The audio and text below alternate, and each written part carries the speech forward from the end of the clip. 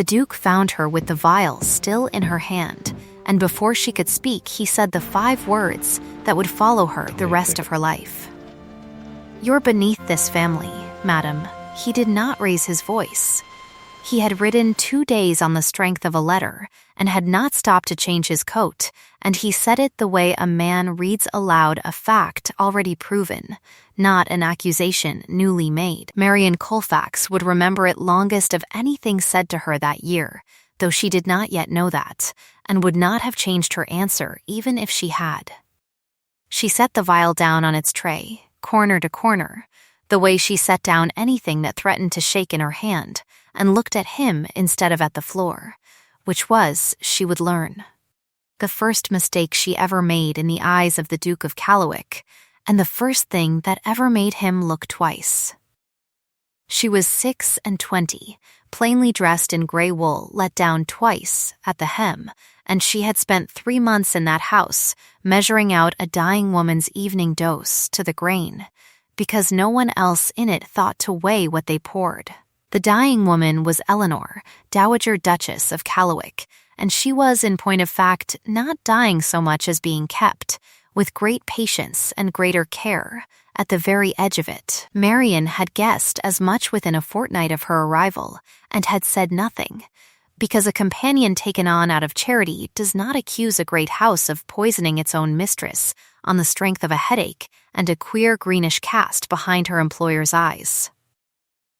She had simply begun pouring 2 drops where the physician's paper said 4, and telling no one, which was, she understood now, precisely how a woman came to be standing in a sick room with an accusing vial in her hand and a duke in the doorway who had not slept in 2 nights and had decided, somewhere on the London road, exactly what he had come home to find.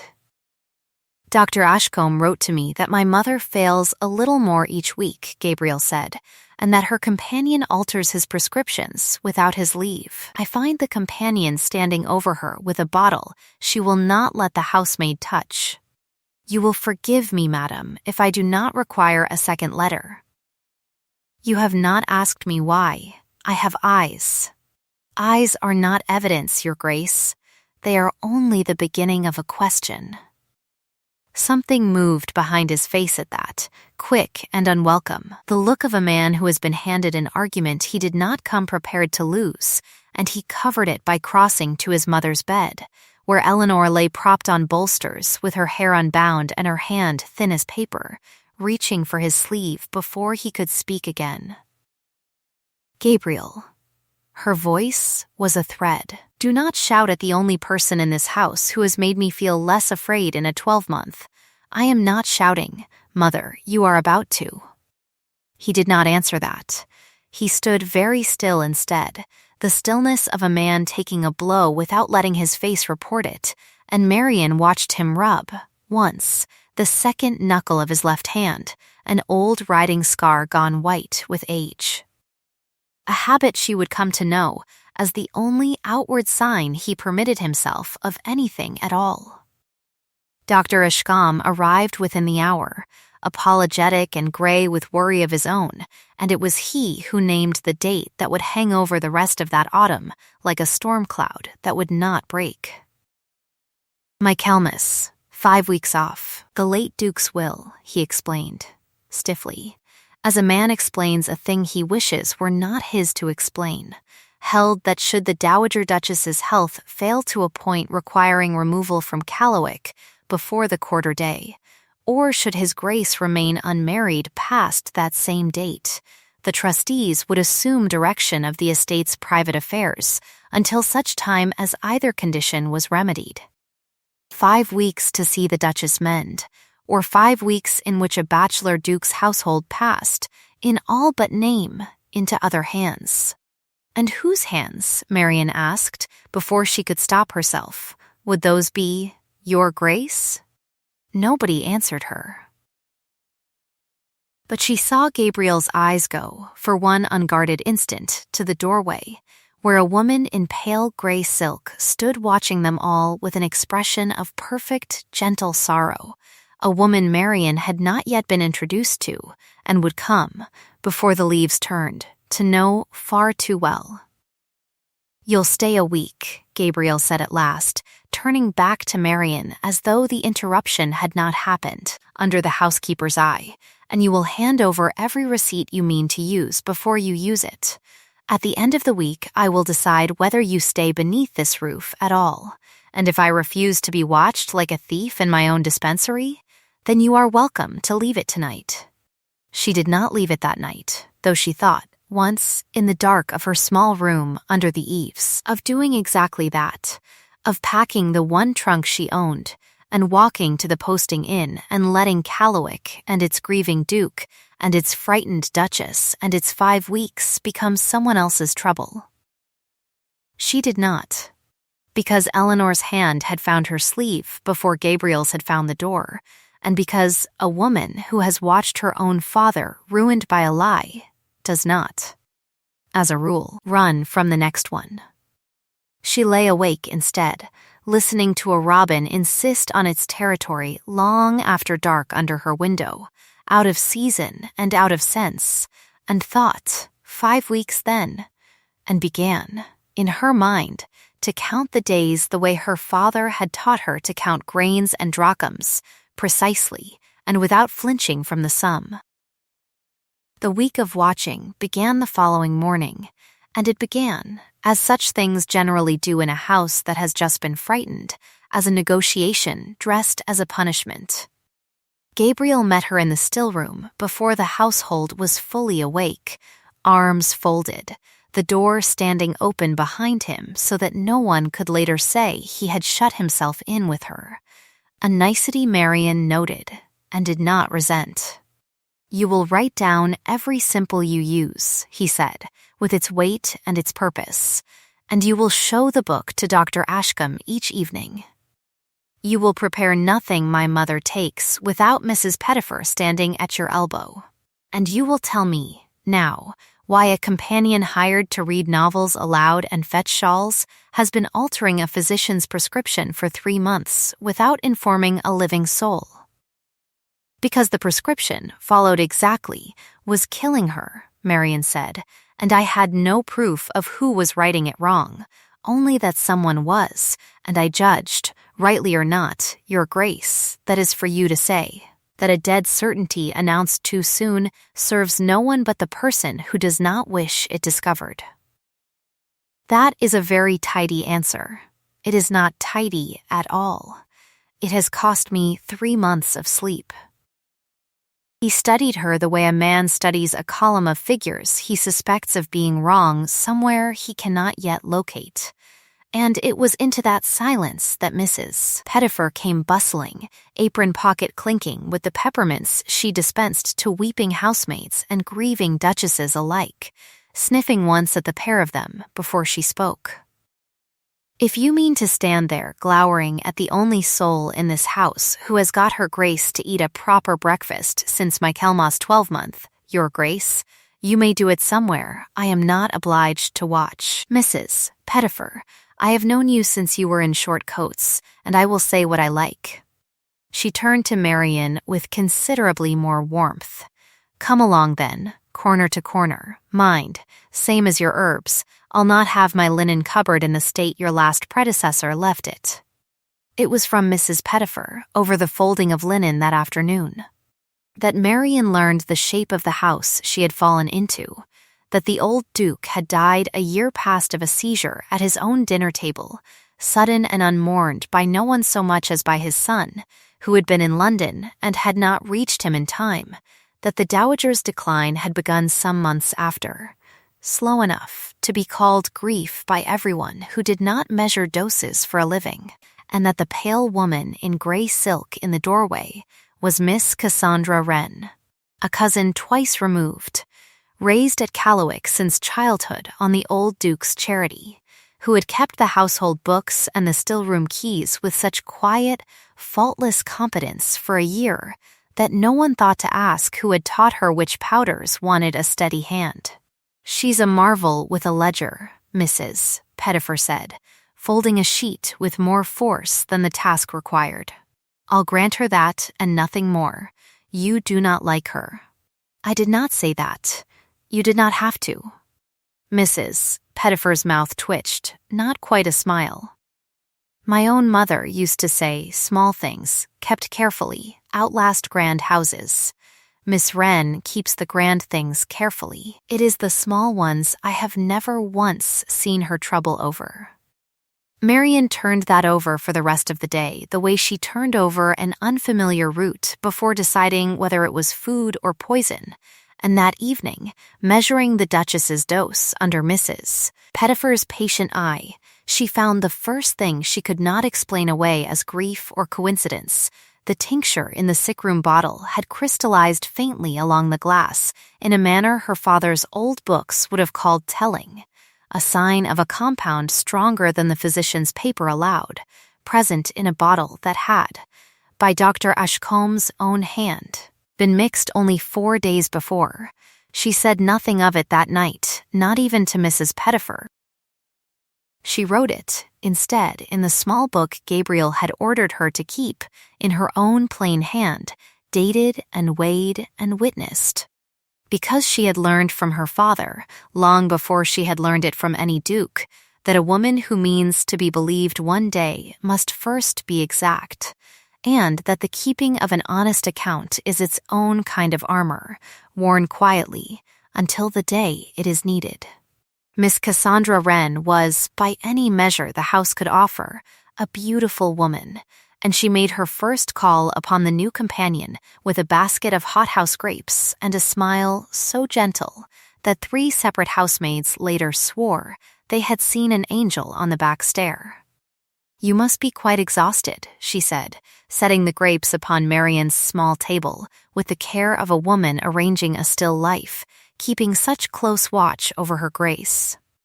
"I confess I have not slept easily myself in a 12-month, wondering whether I had done enough." "You have run the household beautifully, by every account. One does what one can, for people one loves." She touched, as she said it, the small pearl drop at her ear, a habit Marian would come to watch for the way a sailor watches a barometer.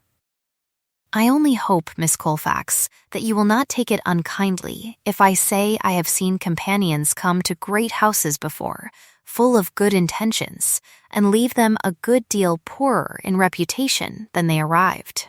This house has swallowed cleverer women than either of us. Is that a warning, Miss Wren? It is a kindness. I have been beneath this roof since I was 9 years old, on sufferance, same as you, and I have learned that the surest way to keep one's place in a house like this is never to be seen wanting one." She smiled again, warmer than the words beneath it, and took her leave, and Marian sat a long while after, with the grapes untouched before her, turning the exchange over exactly as she had turned over the crystallized tincture, uncertain yet what species of thing she was holding, certain only that it was not what it first appeared. Below stairs, she gathered, from Mrs. Pettifer and from the parlor maid who brought up her washing water, that a book had been opened in the servants' hall on how long the new companion would last, the odds running 3 to 1 against Michaelmas, and that the general sentiment held her a fool for measuring doses at all when Miss Wren had managed the still room without complaint for a year. Marian let them talk. She had learned, watching her own father endure the whispers of a village that had loved him one week and ruined him the next, that a person's worth was never once settled by a wager laid in a servant's hall, and that the only ledger that mattered in the end was the one kept honestly. It was on the 3rd evening of her week of watching that the caller arrived who would complicate matters further, Miss Priscilla Land, of the neighboring estate, golden-haired and correctly dressed, who had been Mrs. Pettifer confided with a sniff, all but promised to the Duke by both families since the cradle, and who looked at Marian across the drawing-room with the particular chill reserved by pretty, well-born women for plain ones who have somehow contrived to be noticed. "I hear you have been quite the topic of conversation, Miss Colfax," Priscilla said, over tea neither of them wanted. "I hope you will forgive me for saying I find it a strange sort of comfort His Grace has brought his mother, a stranger measuring out drops in the dark. I measure them in daylight, "As it happens, Miss Land, with the housekeeper watching my hands." How very reassuring. Cassandra, seated between them with her needlework, said nothing at all and smiled at her stitches, and Marian, watching the pearl earring turn once between two fingers, understood for the first time that she had arrived at Callowhick already in the middle of a war whose terms had been decided long before she came, and that the week Gabriel had granted her to prove herself was very much shorter than the 5 weeks the will had granted the house. It was over the still-room table, 3 evenings later, that the war between suspicion and something warmer first tipped, without either of them quite choosing it.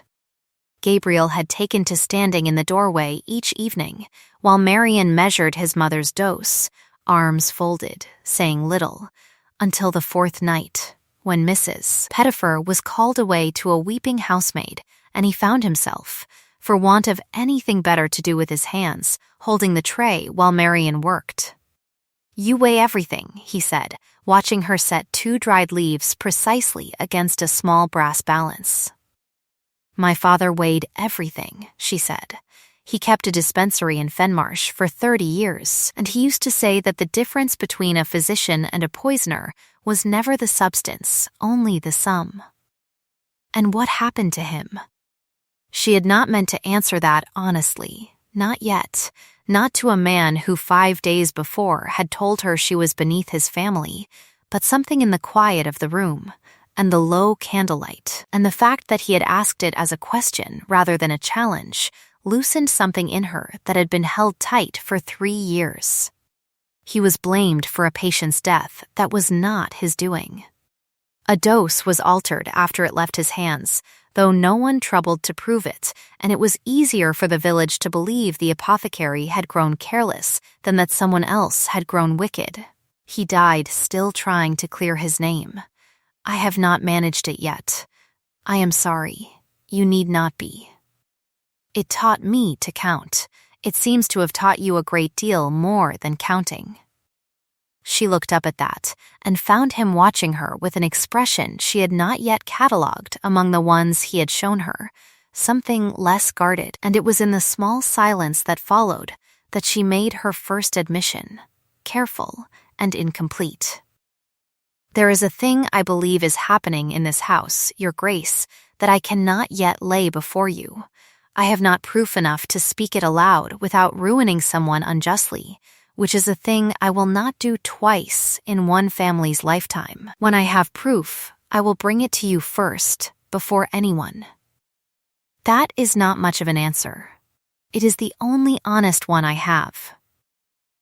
He did not press her further, which she took, rightly, as a kind of trust extended in advance of its earning, and instead, unbending by some fraction she could not measure, he asked her what the 2 dried leaves were, and she told him, and found herself, to her own surprise, making him laugh, a short, startled sound, quickly suppressed, at her dry observation that foxglove was a flower that killed exactly as often as it cured, which made it, in her father's estimation, the most honest plant in England. It was the first time she had heard him laugh since his return, and something in Mrs. Pettifer's face when she returned to find them both still smiling over the balance scale told Marian that this, too, had been noted and would be spoken of. That warmth did not survive the week. On the 6th night, Eleanor took a turn so severe that Dr. Ashcombe was summoned from his bed and found her pulse racing and slow by turns, her sight swimming with a yellow-green haze she described, weakly, as looking at the whole room through a church window. He left grim and unwilling to commit himself to a cause, and Gabriel, standing at the foot of his mother's bed at 3 a.m, with his hand pressed hard against his own mouth, looked, for the first time since his return, entirely undone, and Marian, watching him, understood that whatever tenderness had begun to grow between them over a balance scale and a dried leaf had just been handed, without either of them asking for it, a deadline of its own, far shorter than 5 weeks. The morning after brought Cassandra to the sick room with a face arranged in perfect sorrowful concern, and it was there, before Gabriel and Dr. Ashcombe both, that she delivered the blow that would very nearly undo everything Marian had built. "I have said nothing before now," Cassandra began, "because I did not wish to accuse anyone unjustly, but I think it only fair to her grace that the truth be spoken. I have watched Miss Colfax reduce the doses Dr. Ashcombe prescribes, night after night, on her own authority, and I have wondered, more than once, whether her aunt did not die under similarly reduced care before her father was ever called to account for it. It was, Marian understood at once, a lie built with terrible skill around a fragment of truth, for there had been an aunt, and she had died, though not remotely as Cassandra implied, and the shape of it landed exactly where it was meant to land, in the raw place, behind Gabriel's eyes where his mother's worsening fever already sat. "Is this true?" he asked Marian, and his voice had gone flat and careful in a way she had not heard since the first morning. "I have reduced the digitalis," Marian said, "because the digitalis was being given in quantities that would poison a horse, your grace, and I have written every alteration in the book you ordered me to keep, dated and witnessed by Mrs. Pettifer, which you are welcome to examine this instant. My mother is worse, not better, since you began your alterations. Your mother is worse because whoever has been increasing the dose behind my alterations has increased it again." The accusation hung in the room, plain and unretractable, and Cassandra's face performed, with great delicacy, the exact shading of a woman wrongly wounded, while Dr. Ashcombe, caught between two women he respected and a patient he could not stabilize, said only that he would need to review his own notes before anyone made further claims, and Gabriel, his jaw set, his hand at last betraying him with a visible tremor he pressed flat against his thigh, said the thing Marian would turn over in the dark for many nights afterward. "I gave you a week because my mother asked it of me, Miss Colfax, and I find myself standing over her sickbed no wiser than I was the morning I arrived, save that I now have two women in this house each accusing the other, and a mother who cannot tell me which of you to believe. I cannot afford to gamble her life on my own uncertainty. You will keep to your own reduced measures no further. Dr. Ashcombe's prescription will be followed as written, in full, until I know better." What looked, to Marian, like the plainest safety she had managed to build in 3 careful months, had just been dismantled by a single well-aimed half-truth, and she understood, watching Gabriel turn from her without another word, that she had until Michaelmas, less now, far less, to find proof enough to outweigh a lie so beautifully told, or watch the very care that had kept Eleanor alive be undone in the name of restoring it.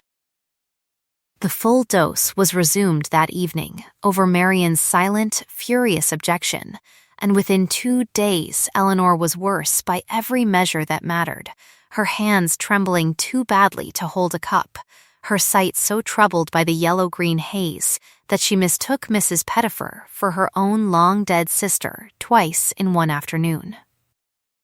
Gabriel did not come to the still room again. He passed Marian in the corridor once, on the second morning, and looked at her the way a man looks at a ledger he suspects has been falsified but cannot yet prove, and said nothing at all, which hurt her, she found, rather more than the accusation had.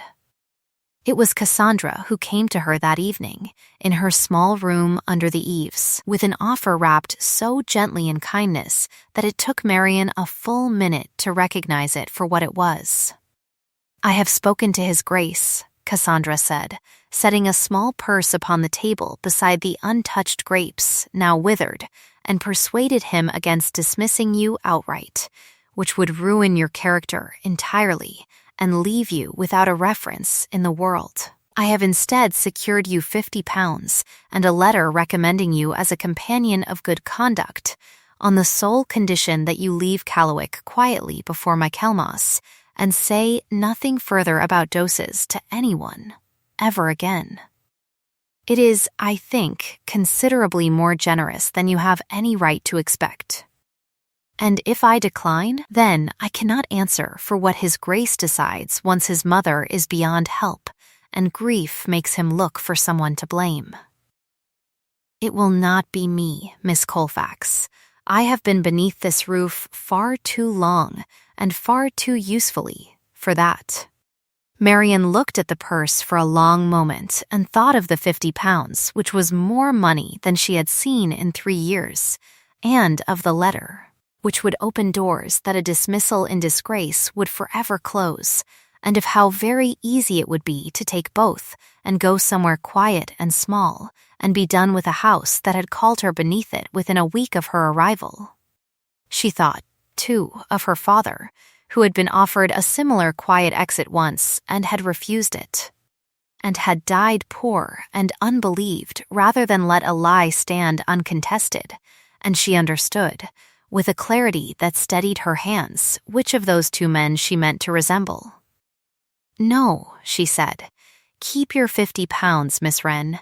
I find I would rather be poor and right than comfortable and complicit, and I think you know exactly why that is a distinction that frightens you." Something flickered behind Cassandra's composed face then, quick as a struck match, gone before Marian could be certain she had seen it at all, and she took up her purse and her letter and left without another word, and Marian sat a long while after in the dark, aware that she had just refused the only safe road out of Callowhick that would ever be offered her, and aware, too, that the house had grown very much more dangerous to her for the refusing.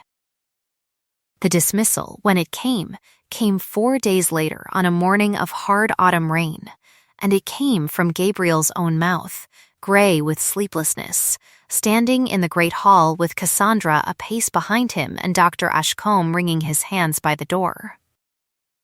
"My mother took a fit in the night that nearly stopped her heart," he said. "I will not have this house divided a day longer between your judgment and the physician's. You will pack your things and be gone by noon, and you will not come near her again. Gabriel, you may address me as Your Grace, Miss Colfax, or not at all." She did not argue. She had learned, watching her father argue his innocence to a village that had already decided against him, that there was no dignity in pleading with a closed door, and so she packed her small trunk in silence, and it was Mrs. Pettifer, sniffing hard and pretending it was a head cold, who came to her at the last with something folded small in her apron pocket. "I found this behind the false leaf in the still-room account book," the housekeeper whispered, "where nobody troubles to look but the person who put it there. I cannot read half of it, my eyes not being what they were, but I know Miss Wren's hand when I see it, and I know a lie in a ledger when the ink does not match the entries either side of it." It was a torn corner of a page, an order in Cassandra's own unmistakable hand for a further supply of digitalis tincture, doubled in strength, to be delivered under the name of a Mrs. Wren of the village rather than the house, dated a fortnight past, and addressed to a Mr. Fenwick, apothecary, of the town 3 miles off. Marian read it twice in the gray light of the servant's door, her hands entirely steady now, the way they had not been steady in days, and felt something settle in her chest that was neither triumph nor relief, but simply the cold, clean certainty of a sum finally proved.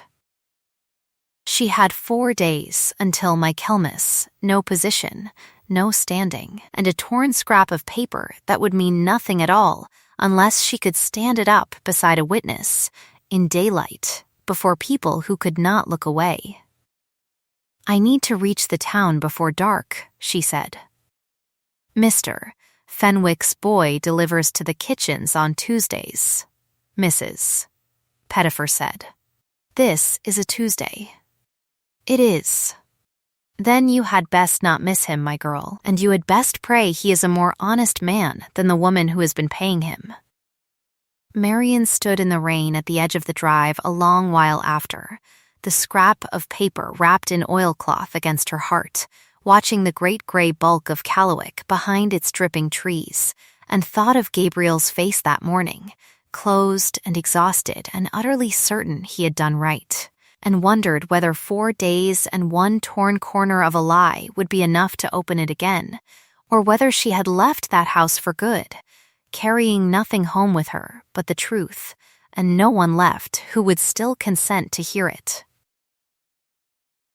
The apothecary's boy proved easier to find than Marian had dared hope, and Mr. Fenwick himself, when she called upon his shop the following afternoon with the torn scrap laid flat upon his counter, proved a man whose conscience had plainly been troubling him longer than his ledger let on. He went pale at the sight of the order, and pale again at the sight of Marian's own book of weighed doses.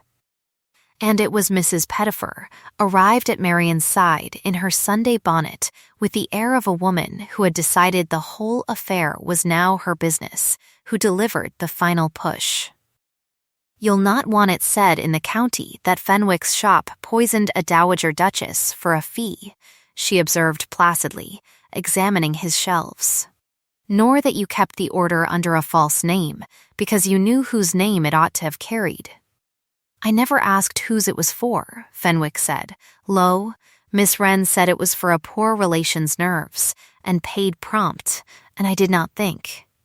"You did not think to ask why a poor relation's nerves wanted a physician's dose doubled twice in a month?" He did not answer that, which was answer enough, and it was Priscilla Land, unexpectedly, who provided the last piece and the readiest ally, arriving at the shop door on some errand of her own, and catching the tail end of the conversation with an expression that shifted, over the course of it, from cold curiosity to something considerably graver. "I did not care for you, Miss Colfax, when first we met," she said afterward, walking with Marian back toward Callowhick in the thinning rain, "because I believed you had come to take a place that had long been half promised to me, and I resented you for it without troubling to learn whether the resentment was earned. It was not. I have watched Cassandra Wren manage that house for a year with a competence that never once let anyone else near enough to see beneath it, and I confess I am ashamed it took a stranger's ruin to make me look properly." "Then help me be seen properly instead," Marian said, "before it is too late to matter." Together, in the 2 days remaining before the quarter-day audit that would bring the trustees and Sir Anthony Vale to Callowhick, regardless of any other business, they assembled what proof could be gathered, Marian's own dosage book, weighed and witnessed nightly by Mrs. Pettifer, Fenwick's ledger, with the false name plain in Cassandra's unmistakable hand, and the torn order itself, matched letter for letter against a note of household accounts that Mrs. Pettifer, with the housekeeper's ancient privilege of going anywhere unquestioned, contrived to borrow overnight from the still-room desk. It was Marian who went, at last, to Gabriel himself, intercepting him in the stable yard at dusk, where he could not easily retreat behind a closed door, and laid the whole of it before him without asking his forgiveness first. "I am not here to be believed on my word," she said. "I am here because the quarter-day audit falls in 2 days regardless of what either of us wishes, and Sir Anthony Vale will be in this house with every reason to examine its accounts closely. I ask only that when he does. You let me stand before him and show what I have found, in the light, with every witness present who ought to hear it, rather than let it be settled again in a doorway between the two of us." He looked at her a long moment, rain-wet and travel-worn and entirely unlike the composed companion who had first faced him down over a vial, and something in his face, grief and shame, and the beginning of a hope he did not yet trust, moved before he spoke. "You would stake everything you have left on being heard in front of my mother's own trustee. I have already staked everything I have," Marian said. "I would rather lose it in the light than keep it in the dark." He was silent a moment more, and then he said, "Lo, come to the library at 10 on Thursday then, Miss Colfax. Bring every page you have." I find I would rather be wrong in front of witnesses than right alone. The library at Candlewick had never held so many people at once who did not wish to be in the same room together. Sir Anthony Vale sat at the head of the long table, with the estate's papers spread before him, precise and unhurried, the very picture of an honest instrument brought in to weigh accounts rather than affections. Dr. Ashcombe sat at his elbow, grave and attentive. Eleanor had been carried down against everyone's advice and installed in the best chair by the fire, pale but sharp-eyed, her hand resting on the arm in the small, steady tap that meant she meant to miss nothing. Gabriel stood by the window, arms folded, his eyes moving again and again to Marian, who stood with Mrs. Pettifer and Priscilla Land near the door, her dosage book held flat against her chest the way another woman might hold a shield.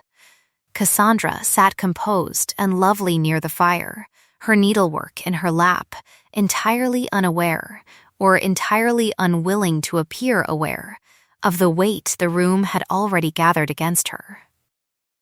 It was Sir Anthony who opened the proceedings with the ordinary business of the quarter day, and it was Marian, when he had done, who asked leave to speak and laid before him, one by one, in the plain, unhurried voice her father had taught her to use when the truth was on her side and needed no ornament, her book of weighed doses, dated and witnessed, the pattern of the crystallized tincture she had first noted in her second week, and finally the torn order in Cassandra's hand, matched beside a household account written in the same unmistakable slant.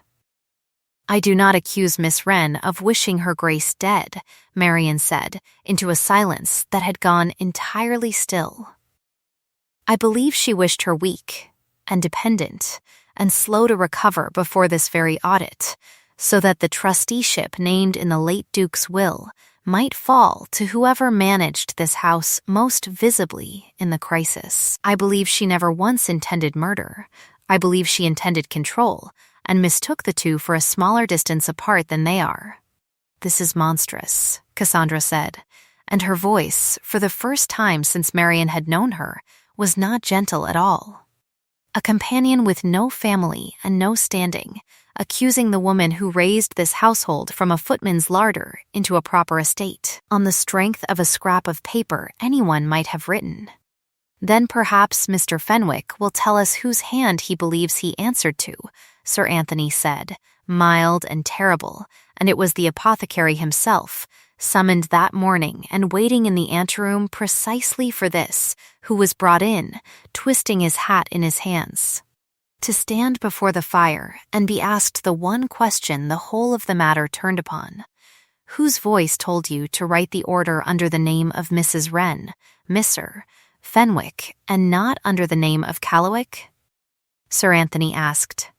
Fenwick looked once at Cassandra, whose composure had, at last, begun visibly to fracture, and once at the Dowager Duchess in her chair by the fire.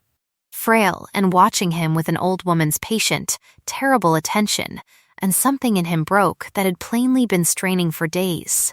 "Hers," he said. "Miss Wren's own voice, sir, not once but 3 times over, and I did not ask why. Because she paid prompt and smiled kind, and I am an old fool who did not think a smile could be a kind of forgery too." The room did not gasp, being far too well-bred for that, but something in it shifted all the same, a held breath released, and it was Gabriel, crossing at last from the window, who took from his coat the letter Marian had given him the night before, retrieved by Mrs. Pettifer from beneath the false leaf of the still-room book, and read it aloud himself. In a voice gone rough with the effort of steadiness, Cassandra's own words asking Fenwick to see that her grace was, in her phrase, kept low until the quarter day had safely passed. It was, by any measure, the kill shot, and the room understood it as one. Cassandra did not weep, not at first. She sat very still, her needlework fallen from her lap, and when at last she spoke, it was not to deny any of it, but to say, in a voice stripped suddenly of every gentle ornament it had ever worn, "I have been beneath this roof since I was 9 years old, on sufferance, exactly as she is." She did not look at Marian as she said it, but everyone understood whom she meant. "I kept this house standing after the old Duke died and his son could not be found for 3 days, and I was thanked for it exactly once, in passing, and told I had done my duty." I watched him, and here her eyes went to Gabriel, and something genuinely, unbearably raw moved across her face. Ride off to London within the month, and I understood that whatever I had made of this house, I would never once be permitted to be its mistress by anything so simple as merit.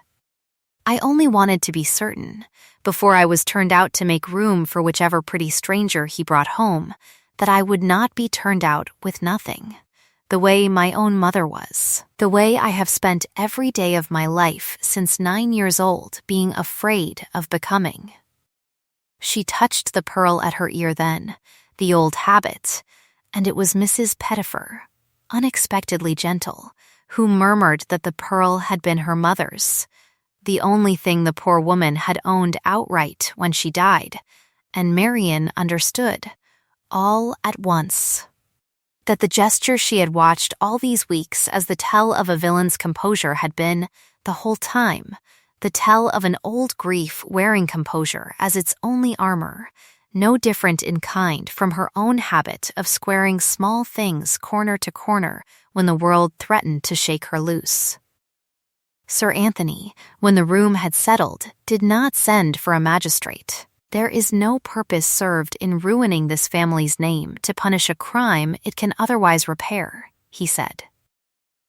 "Miss Wren will remove to her aunt's household in Dorset within the fortnight, with an allowance sufficient to keep her in comfort, and will hold no further office in this house, and this matter will not be spoken of beyond this room.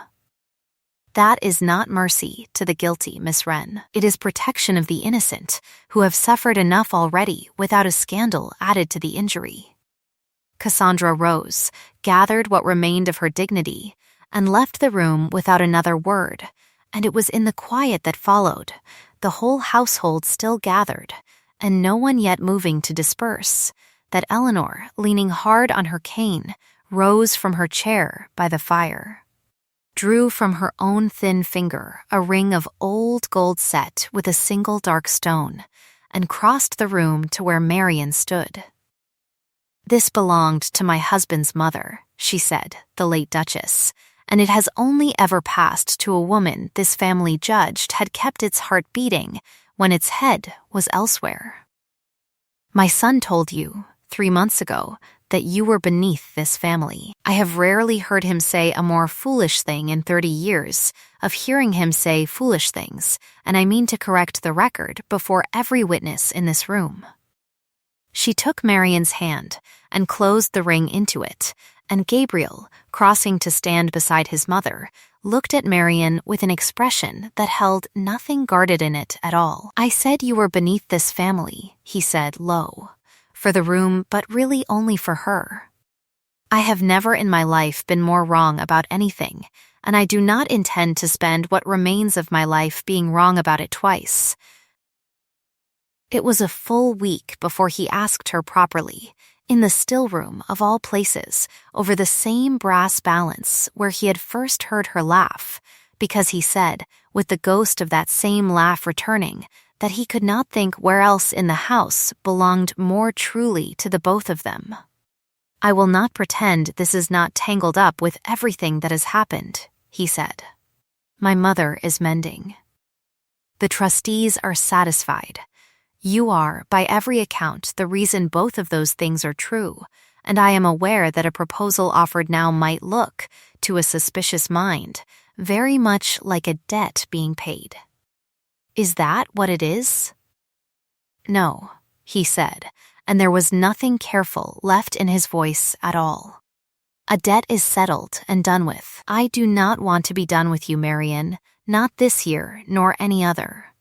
I am asking you to marry me because I have watched you weigh out truth as carefully as you weigh out foxglove, for people who did not deserve the care, and one, at least, who very nearly did not deserve to be believed.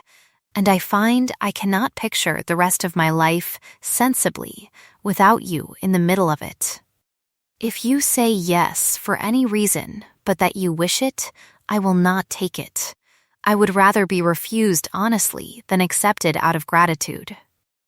Outside the window, absurdly, persistently, the same robin that had sung under her eaves that first sleepless night was singing again, out of season and out of sense, and Marian found she was laughing before she had finished deciding to say yes, which struck her, afterward, as the truest possible way to have answered him.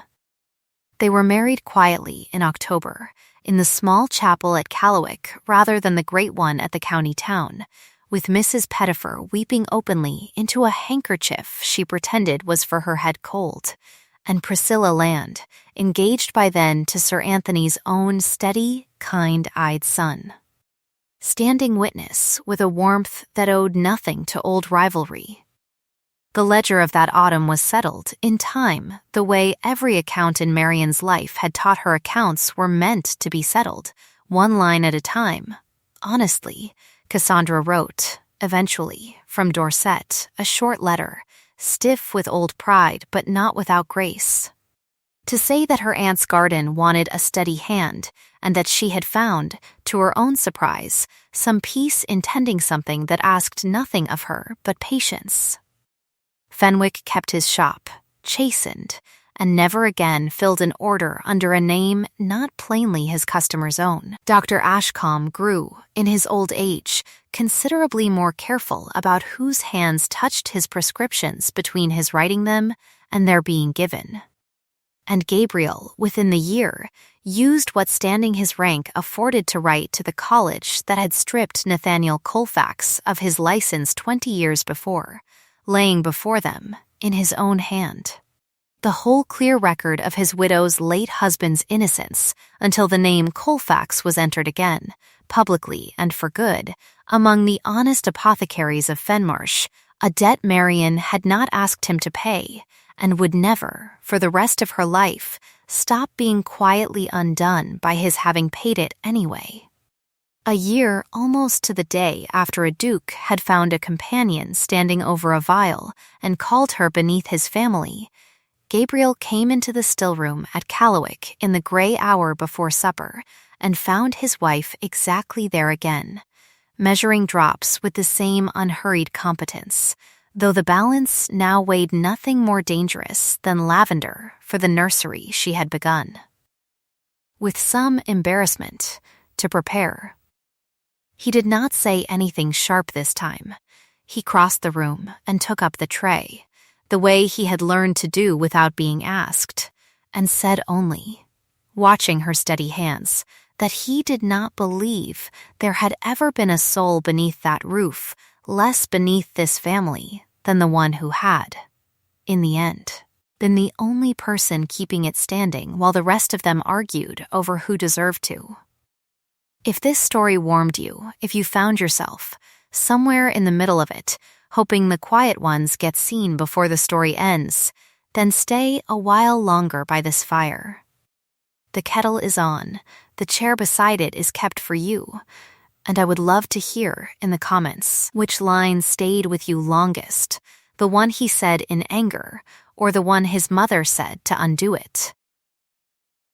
If you would like to keep a place here for the next story, consider staying close, and subscribing costs you nothing but keeps a candle lit for you when the next one begins. Until then, be patient with the overlooked people in your own life, and gentle with the ones who have been quietly counting the cost of caring for you all along. Sleep well.